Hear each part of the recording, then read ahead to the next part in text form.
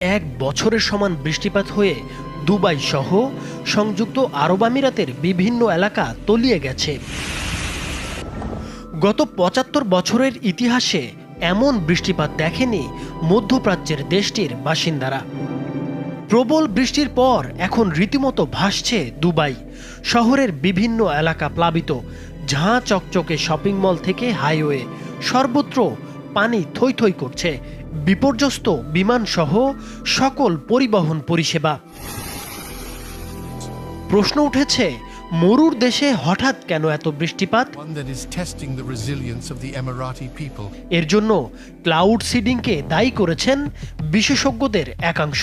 Cloud seeding হচ্ছে আকাশে বৃষ্টির অনুপযোগী মেঘগুলোর ওপর ড্রাই আইস অথবা সিলভার আয়োডাইড ছড়িয়ে দিয়ে সময়ের আগেই বৃষ্টি ঝরিয়ে ফেলা, যাকে কৃত্রিম বৃষ্টিপাতও বলা যেতে পারে।